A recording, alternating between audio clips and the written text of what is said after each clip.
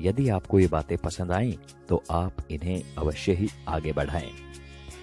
आपके 1 या 2 बच्चे हैं और कभी कभार आप उनकी शरारतों पर झल्लाकर उन पर हाथ उठा देते हैं, तो जरा सोचिएगा कि एक शिक्षक इतने सारे बच्चों को कैसे संभालता है। आप खुद टीवी या मोबाइल में व्यस्त हैं, आपका बच्चा आपके पास आता है, आप उस अधखिले फूल को झिड़क देते हैं, जाओ भागो पढ़ाई करो। जरा मन को शांत करके विचारिएगा कि एक शिक्षक किस तरह अलग अलग बुद्धि वाले और अलग अलग अभिरुचि वाले बच्चों को 45 मिनट तक एक सूत्र में बांध के रखता है अपनी कक्षा में। आपका बच्चा दिन भर गेम खेलता है, घर पर पढ़ता नहीं है, इसकी भी शिकायत आप शिक्षक से करते हैं। क्या करें, हमारा मुन्ना तो हमारी बात ही नहीं सुनता, जरा डराइए इसे।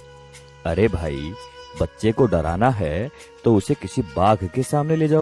आप गुरूर ब्रह्मा टाइप की बातें रटते हैं, पर कुछ पेरेंट्स भगवान तो छोड़िए, शिक्षक को इंसान तक नहीं मानते।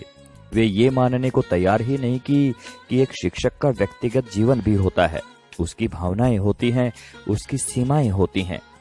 अन्य विभागों के कर्मचारियों की तरह शिक्षक सिर्फ एक वेतनभोगी ही नहीं होता, इसमें सिर्फ सेवा का आदान प्रदान ही नहीं होता, बल्कि छात्र शिक्षक के बीच तमाम मानवीय मूल्यों का भी आदान प्रदान होता है। आप अपने छोटे मोटे काम कराने के लिए सरकारी कर्मचारियों के आगे हाथ जोड़ते हैं, पैर पकड़ते हैं, लेकिन शिक्षक जो कि आपकी संतान को शिक्षा दे रहा है, उसकी एक गलती आपसे बर्दाश्त नहीं होती। आपका बच्चा, वो बच्चा जिसके लिए आपने मंदिरों और अस्पतालों के जाने कितने चक्कर काटे होंगे, अगर एक ही चीज 3 या 4 बार पूछ ले तो आपके शरीर का तापमान बढ़ जाता है। अब जरा सोचिए कि एक शिक्षक किस धैर्य के साथ बताता है कि 3 + 1 और 1 + 3 दोनों बराबर होते हैं, भले ही ये एक दूसरे के विपरीत नजर आते हैं।